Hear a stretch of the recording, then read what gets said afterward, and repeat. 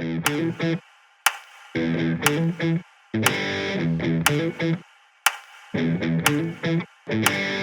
guys, welcome back to the Fool Me Once podcast. It's Marist. What's up, y'all? Welcome back. It's Andrew. We are back with another episode in our communication series, and today's episode is all around nonverbal communication. Yes. And sometimes what we're saying when we're not speaking and just with our body language is sometimes even more important than what we are saying and how the people we're talking to are perceiving us. Yes, exactly. So we kind of saved this episode towards the end of our communication series. We only have 3 more episodes after this one before we jump into August series, which is creating your reality and how to create your own reality. I cannot wait for that series, but we saved the nonverbal communication sort of towards the end because everything in this series has been about nuanced topics and educational sort of lessons around communication. And this one is quite honestly like one of the most important, if not the most important, when it comes to nuances of communicating yourself effectively. Mm-hmm. Yeah, if you master all those other things that we already talked about, then your nonverbal communication can be like that cherry on top to really like get in deeper with people in these conversations and connections you're trying to make. Yes, and making sure that your points are hitting home, right? And having bad nonverbal communication can totally like derail how you want to be perceived, and that's what we don't want to have happen. Yes, we want to help you guys sort of avoid those misunderstandings or bad first impressions or whatever the situation is for you where nonverbal communication skills were lacking, and then for all you know, like someone was left with a completely different interpretation of what it is that you were trying to tell them. So on this episode, as we do in every episode, we're going to cover the common obstacles that come with this lesson, the opportunities that can be found if you learn this lesson and take time to kind of master these skills. And then, of course, the overall reward and why you would want to learn this lesson and how it's going to benefit your life as a whole. So before we go into that, really quickly, I just want to outline what are the 5 types of nonverbal communication. The first one is probably the most obvious one, which is body language. Number 2 is your facial expressions. Number 3 is going to be your gestures that you're making. Number 4 is your posture and how your posture affects your nonverbal communication. And number 5, which is a big one for us, is eye contact. Yeah.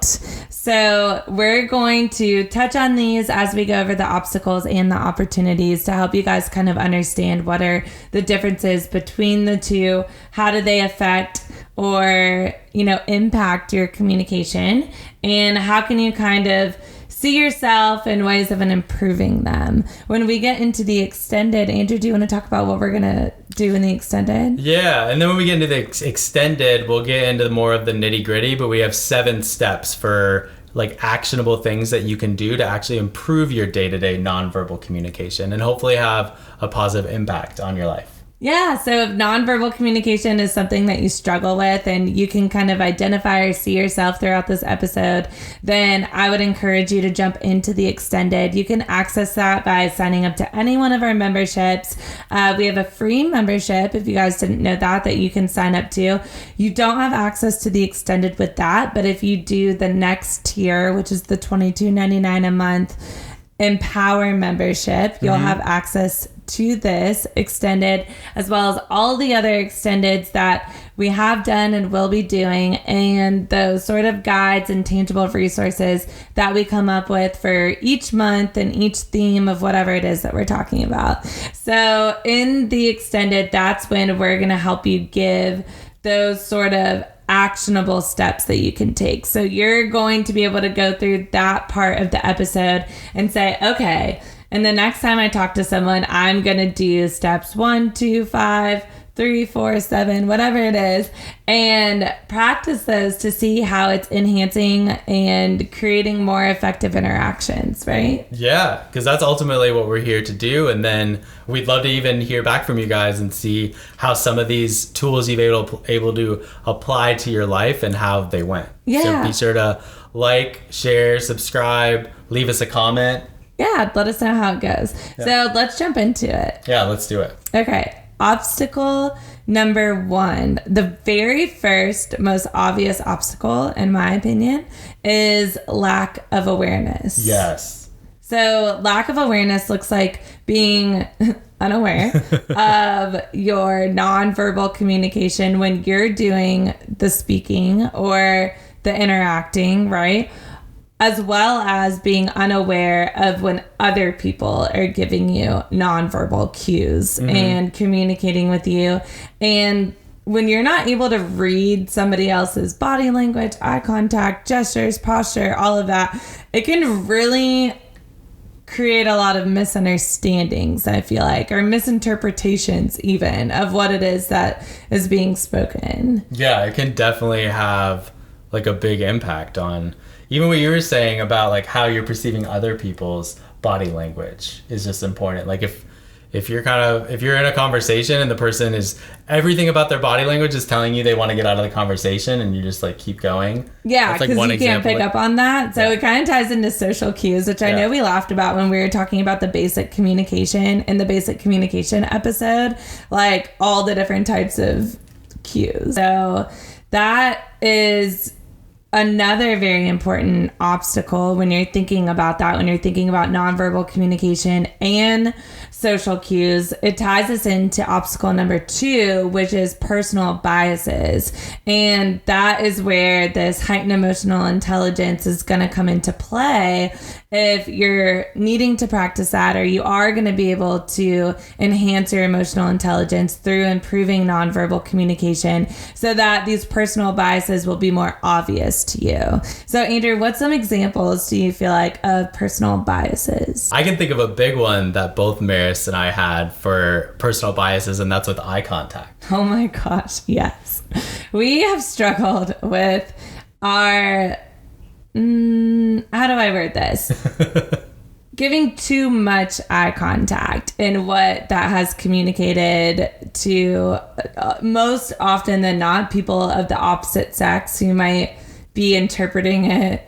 Yeah, they could definitely perceive that the wrong way. Maybe you're more interested than you really are. You're just trying to come off like, hey, I'm paying attention, I'm listening. And they could totally take it the wrong way. Yeah, we think we're being respectful. Yeah.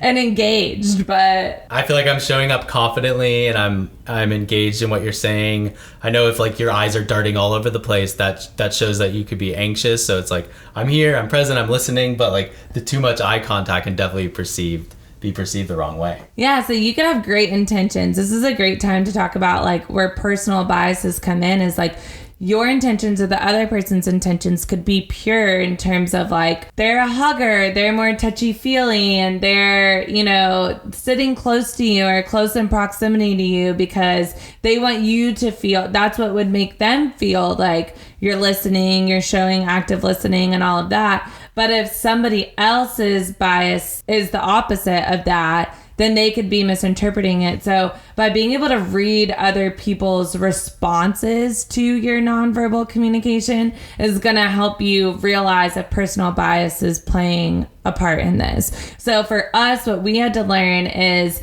if let's use eye contact for an example. So it's just really silly. Honestly, it feels silly to us because the number of times that it's come up in the history of our 9 years being together where my very intentional approach to giving eye contact or being very physically sort of close in proximity to people or being sort of touchy-feely. I know a big one for you is touchy-feely, like, because when you're in a conversation and you're like laughing, you'll tend to like touch the arm, and that's something I thought was very endearing and helped with our connection. But maybe I hold it too long. Like I'm like, ah, and I'm like, you know, and then it's like, oh my gosh, I can't just like touch another man's leg. Like that's, you know, and I've had literally my guy friends be like, honestly, Maris, like, I didn't know. Maybe you were trying to, you know, do something under the table to like let me know. And then I'd be like, oh my gosh, I've got to learn to keep my hands to myself. Yeah. You know? And you're like, you're holding eye contact, you're touching them, and they're like, she's sending me all the signals. Like, this is, it's like, it's not even what we're trying to do. And people being like, you know, I thought we had this like special connection. And I'm like, shit. You're like, no. Whoops, my bad. You know, and so that's why I stay inside my house and don't talk to anyone anymore. I'm just kidding. I limit. Step number 1. Hibernate. Don't let anyone be near me. I'm just kidding. That's funny. But I'm saying this because it's the God's honest truth. I had to learn this. This was very important for my development in how I deliver what it is that I'm trying to say and how I show up, and understanding that honestly, I should just know that for most people, if you're touching them and looking at them too long, it's going to send the wrong message. I don't even think this is that great of an example because I think most people would agree with that. But I don't know. What's another one? What's another personal bias? Well, why don't we just talk about number 3, which is cultural differences. Yes. And this is great. So cultural differences is a huge obstacle when it comes to nonverbal communication if you're unaware that this could even be playing a role. Yeah, I know it varies from like depending on what part of the world you're from, but here in the United States, it's very common to like greet people with like eye contact and a firm handshake, but places like Japan where it's customary to bow out of respect and touching them would be considered as very invasive. Like that's like a huge or maybe difference. It's like a softer handshake in other cultures, but definitely in the United States, like if you're thinking about like you're a business person going and meeting another business person, like going and having a firm handshake and looking them in the eye. Yeah, it could definitely, if you're trying to do business with people of different cultures, it'll definitely go a long way if you're like considering their cultures, or definitely if you're going to visit. Country. If you're going to visit another country, then we highly encourage you to understand that, because simple things like hand gestures or eye contact like have very different meanings in different cultures. So being aware of those before you travel to one is so important. But definitely, like Andrew's saying, even if you're just going to have a Zoom meeting or a business meeting with someone of a different cultural background, being just aware of how you carry yourself and what you're doing, saying, speaking, not speaking, and nonverbal, right? Okay, so I'm ready to get into the opportunities. So let's talk about what are some of the rewards around learning these nonverbal communication skills. It seems pretty obvious based on, you know, we've countered pretty much every situation now when we've talked about the obstacles and how it could hinder, and the obvious flip side is how it can benefit, right? Just clear communication. But if we're digging in more specifically, when you practice these skills, then number 1, we're going to keep bringing this back to emotional intelligence and your own personal ability to communicate. And emotional intelligence, again, if you haven't listened to that episode, is really just the focus on you being able to read other people, not only in how they're responding to you, but how you can then pick up on their nuances of communication so that you're appropriately responding to them. So heightened emotional intelligence is just making you more equipped, and active practice in anything, right? Like if you're playing a sport, you got to get out there every single day. You might very well know how to throw a ball, but the more often that you throw a ball, the better and just more skilled you're going to be at. Yeah, just the more reps you get in with whatever you're working at, with skills, with communication, with physical aspects like throwing a ball, like you're just gonna get better at it. And I know we see examples of this with emotional intelligence and communication a lot. It's gonna sound silly, but we love to watch, like in our spare downtime, like reality TV. Yeah. So like Love Island, The Bachelor. So you're constantly seeing these people in a dating environment and like how not being able to read the other person. Right. exactly. So they have this dialogue and they walk away. One side, this is just one example, but like one side walks away being like, oh my gosh, this person's so into me, that went great. And the other person walks away like, I'm not interested at all. And like, we get to witness the whole interaction and then witness their confessionals where they're talking and straight up telling us like how it went. Yeah. So it's like just a good way, like in a vacuum, to pay attention to all these like little things. Yeah, because if we're only knowing as the audience, right, like we can see it clearly because of these confessionals, but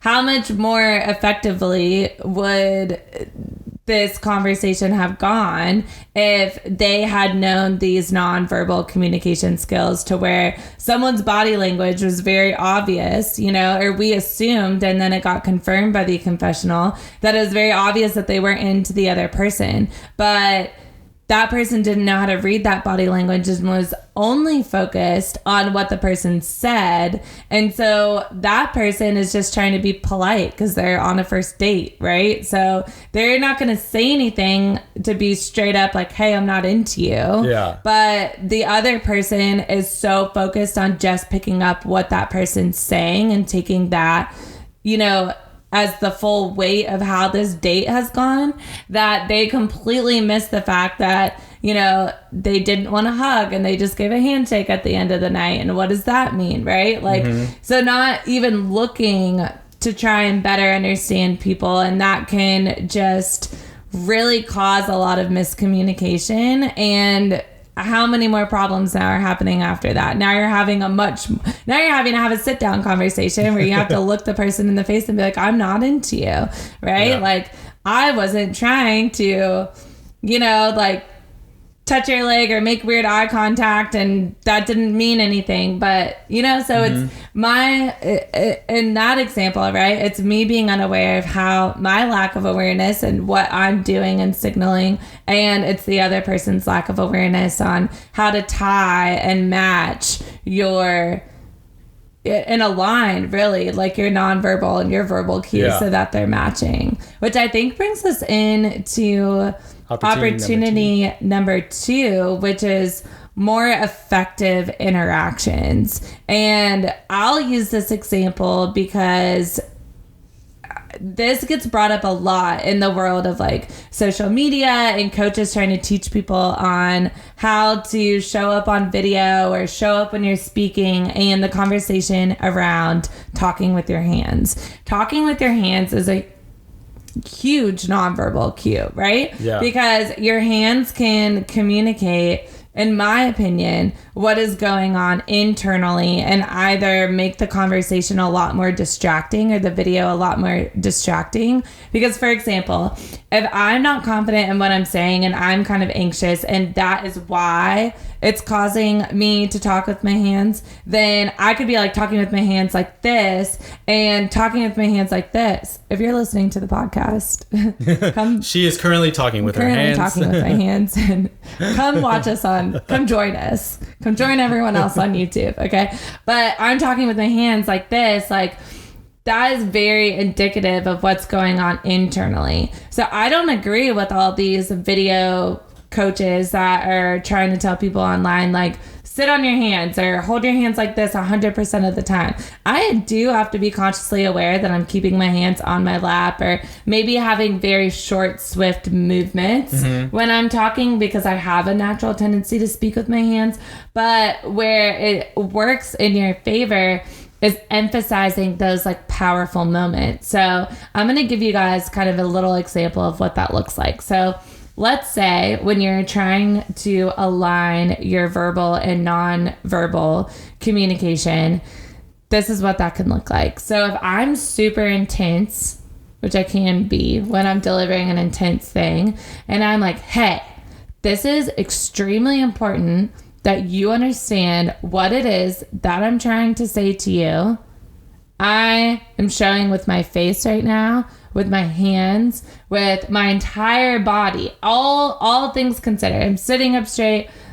I'm doing all these things that are, to someone watching me or listening to me, is going to know exactly this is a very intense moment. Whereas, let's change it to something softer. Let's say I'm trying to paint the picture of two people falling in love. I'm going to change a lot of things. I'm going to change my tone. I'm going to change my hand gestures. I'm going to change my facial expressions, all of that. So here's me flipping, okay? A little improv. So, yeah. So, you know, like those moments when you're just falling in love and everything is just so magical in those first moments, like that is just so sweet and so genuine, right? And so immediately, like, everything I'm doing, my hands, I'm kind of swiftly, softly, kind of painting a different picture with all of my nonverbal cues while I'm aligning that with my tone of voice. So that can just tell a very different story, or to this point, just show better, effective communication. Yeah, right? That was a great example. I loved it. Yeah, I think the important thing to consider with like talking with your hands and like the example you just said is like learning how to harness it as a power and not just telling people don't do it and just sit there and like stand prim and proper when I feel like that's because it's distracting. I think that's more awkward. It's like let's teach people how to use it effectively and not just tell them to eliminate it altogether. Because to me it's more awkward. It's more awkward if someone's just sitting there like stiff and be like, I'm Andrew and I'm here to talk about like, I'd rather have more of like a relaxed like a relaxed confidence versus like a stiff social anxious person. Exactly, because at the end of the day, that person's going to feel more relatable and their energy is going to feel more fluid when they're accurately speaking with their hands, and it's just a little bit more captivating. And honestly, like when I think back to like even when I'm public speaking and when I was traveling around and I was doing this sort of training for social media and how to show up online the way you show up offline, I know that especially when I'm speaking or I have an audience or I'm on camera like this, that I'm going to tend to speak with my hands or use my body language and nonverbal communication to enhance my points. That is where I feel like I have found that people will become more captivated because they can hang on every word. Or, I mean, I'm so serious. Like I would have 3-hour trainings and I would try and give people the opportunity to get up and like go to the bathroom thinking like I'm being annoying by talking for so long, and they wouldn't even get up. They would be like, no, keep going, keep going. They're so captivated. Like, I'm captivated, right? So I had to sort of appreciate that in terms of my own natural tendencies to do these things and my animated sort of storytelling. And then just over time, just like Andrew said earlier, like harness it to where it's becoming sort of like a power of yours, like a superpower of yours, where you're now able to get better at storytelling and effectively interact with people. Let's use this thing more effectively and not just eliminate it because of the potential like downsides of it. Yeah. And even just when thinking about this, because we're going to go into opportunity number 3, which is the same as every other episode, pretty much. But opportunity number 3 is cultivating those stronger bonds and relationships. But so yeah, okay, you're now aligning your nonverbal with your verbal. But even more importantly, I am thinking about this when I personally am speaking to you guys and thinking about this. I know it can enhance your current relationships, but I more so think it's even more powerful when someone doesn't know you that well in terms of your first impressions and leaving really good, solid, memorable first impressions that keep people having you top of mind, especially if you're at a networking event for business or you're on that first date or just wanting to stand out in someone's mind as someone who's trying to make an impact in the world. I think when you master your nonverbal communication, people will really be able to have your presence kind of ingrained in their memory because it stood out so much. People may not always be listening to what you're saying because a lot of times in these sort of networking or first interactions, they're so in their head thinking about what it is that they're saying and how they're showing up that they may not even be listening to you. So if you have two kind of like robotic people just like in their heads, not harnessing their nonverbal communication, then that's going to feel, they could walk away and be like, I don't even remember that guy's name. I don't remember Yeah. anything about that person, right? Like, you're not leaving them with any sort of lasting impression. And I do believe it's the people with strong nonverbal communication skills who are able to pick up and read another person's energy. Those are the people that are leaving those lasting impressions. Yeah. And in your current relationships, if you're harnessing those skills, then all you're doing is leaving people feeling really seen and heard, because they just energetically are understanding that you're picking up what they're putting down. Yeah, that's so true. Like, energetically, if you harness your nonverbal communication well, you're just like, you can be welcoming and confident, and you're giving them all the signals that you want to communicate, because you could be at that networking event and have a firm grasp on everything we talked about in all these communication episodes with your 3 before me, and showing empathy or showing active listening, but then your body language, your nonverbal stuff is trash. You could just like ruin everything just by doing that. And just like tying in also your interpersonal relationships.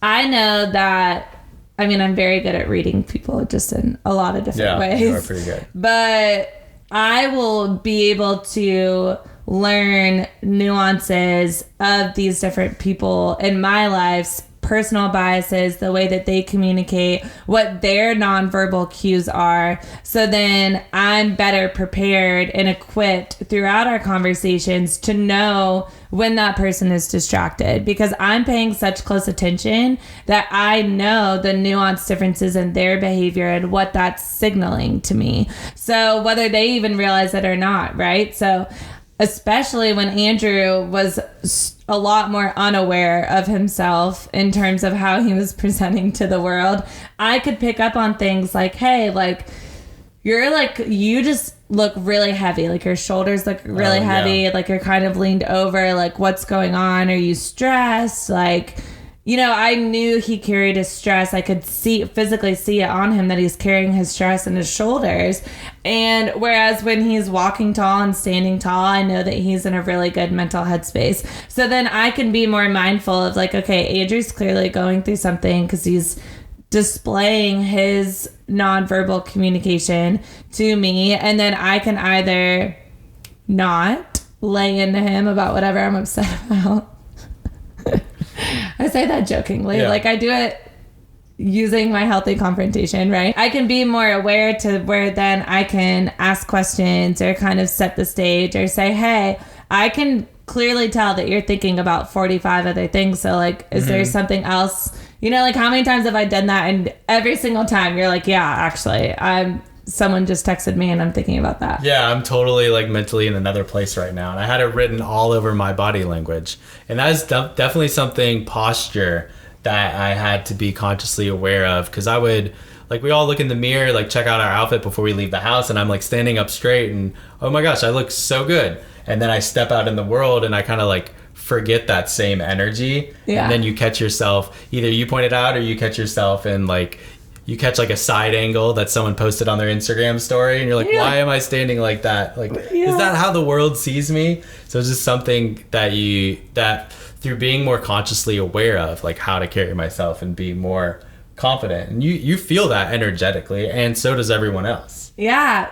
Practicing your own nonverbal communication is really great in terms of this isn't another opportunity, but it kind of ties into it, is the more confident that you feel about what you're saying and how you're speaking, it'll help increase those kind of hard-hitting points and the confidence you have in yourself and how you're showing up in the world and in your relationships, which will enhance your relationships because you're just coming off as a more confident, assured person. And people like being in relationship with people like that, right? Because it helps mirror back to them their moments of feeling confident. So I've said it 100 times, but whatever energy you bring into any situation is typically the energy you're going to get back. So being really self-aware is going to be a great skill for you to have. And I know one thing, the last point that I want to bring, I'm very mindful of, probably my number one nonverbal communication skill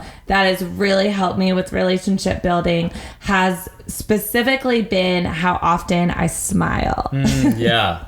That's so I smile and consciously smile to reinforce to people, nodding my head and smiling while they're speaking to me, so that they know that I'm happy or I'm excited or I like what it is that they're saying. Or to me, I see it more as like, I want people to really feel seen and heard, but I also want them to feel encouraged to keep speaking. So by kind of maintaining a smile on my face while I'm speaking, or maintaining a smile when I'm on a Zoom when they're speaking, that I think I've learned has really eased people's, anxiety or pressure potentially, or I'm trying to eliminate them worrying about how they're coming across. So by me seeing myself in the Zoom thing and saying, okay, I'm smiling, I'm keeping this energy high and positive, and then I end up getting that back and I end up having more productive conversations with people because they're not